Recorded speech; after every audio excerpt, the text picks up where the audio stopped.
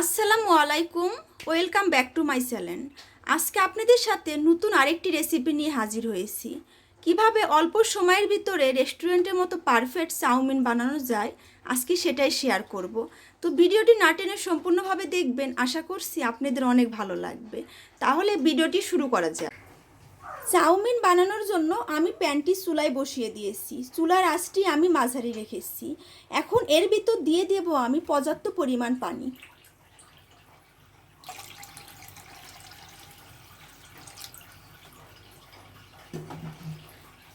পানি দিয়ে দেওয়ার পর এখানে আমি অ্যাড করব 1 চা চামচের মতো সয়াবিন তেল। সয়াবিন তেল দিলে আমার চাউমিনটা একদম ঝুরঝুরা হবে এবং খেতে অনেকটা টেস্টি হবে। পানিটা গরম হয়ে আসলে এর ভিতর আমি অ্যাড করব 2 প্যাকেট নুডলস।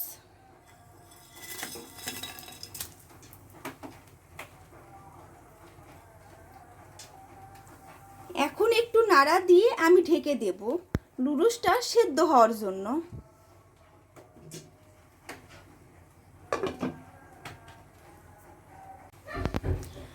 আমার নুডলস প্রায় সেদ্ধ হয়ে গিয়েছে।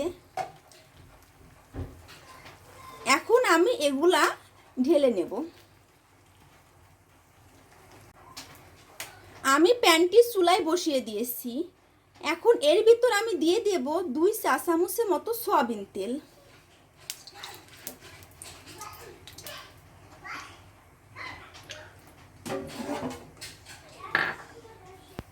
আর দিয়ে দেব একটা বড় সাইজের পেঁয়াজ কুচি।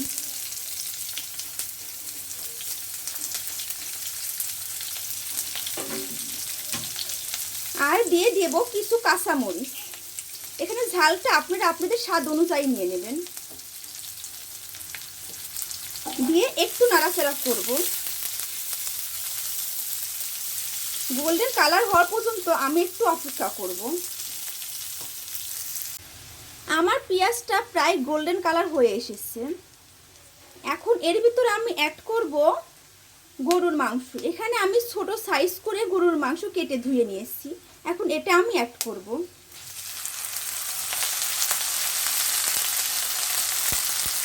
এটা দিয়ে আমি আবার একটু নেড়ে নেব। এখন এর ভিতর আমি দিয়ে দেব অল্প মরিচের গুঁড়া আর স্বাদ মতো লবণ দিয়ে একটু পানি অ্যাড করব মাংসটা সেদ্ধ হওয়ার জন্য।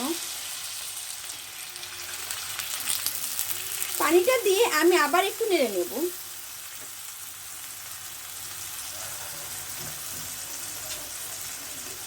নেড়ে ঢাকনা দিয়ে দেব মাংসটা সেদ্ধ হওয়ার জন্য। মাংসর ভিতর আর দিয়ে দেব আমি 1 চা চামচের মতো আদা বাটা দিয়ে একটু নেড়ে আমি আবার ঢাকনা দিয়ে দেব।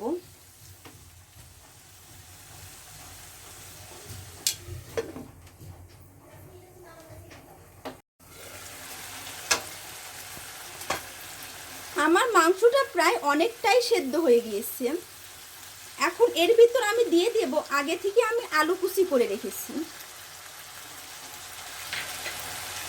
এটা দিয়ে নেড়ে আমি আবার একটু ঢাকনা দিয়ে রাখবো যাতে আলুটা সেদ্ধ হয়ে যায়।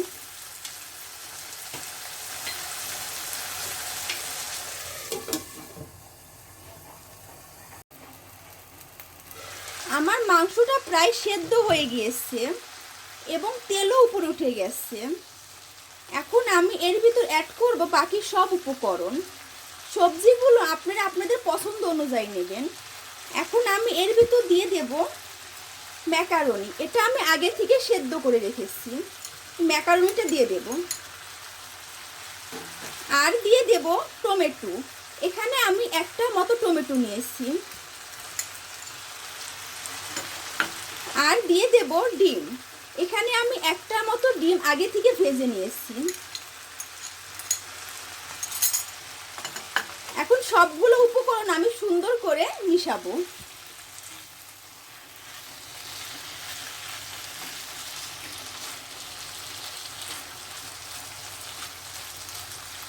মিশানোর পর আমি আবার একটু ঢাকনা দিয়ে দেব।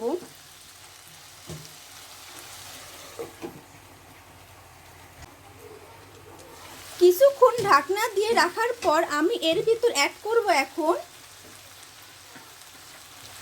1 চা চামচের মতো সয়া সস। এটা আপনারা স্কিপও করতে পারেন।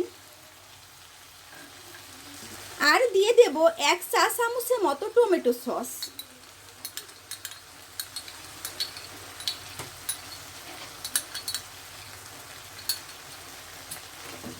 দিয়ে আমি আবার একটু নেড়ে নেব।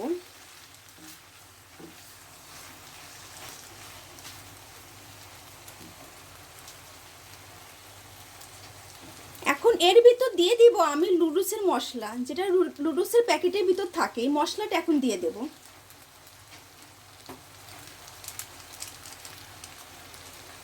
2 প্যাকেট নুডলসে আমি 2 প্যাকেট মশলা দিয়ে দেব।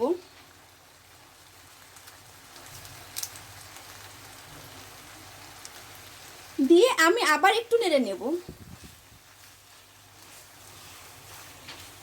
আমার সবগুলো উপকরণ জানি মশলার সাথে একদম মিশে যায়।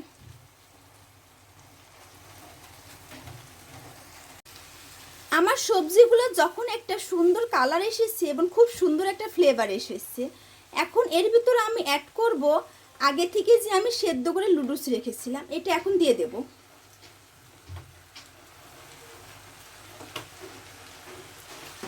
এটা দিয়ে দেওয়ার পর আমি আবার একটু সুন্দর করে ম্যারিনেট করে নেব।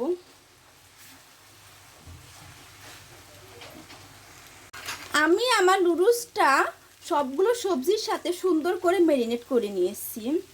এখন আমার চাউমিনটা পরিবেশন করার জন্য একদম পারফেক্ট হয়ে গেল আমার ঝটপট রেস্টুরেন্ট স্টাইলে চাউমিন। তো এখন আমি চুলাটি বন্ধ করে এটা নামিয়ে নেব।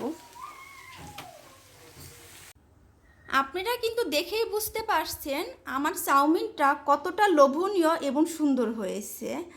তো ভিডিওটি ভালো লাগলে অবশ্যই আমার চ্যানেলটি সাবস্ক্রাইব করবেন, লাইক দেবেন এবং কমেন্ট করবেন।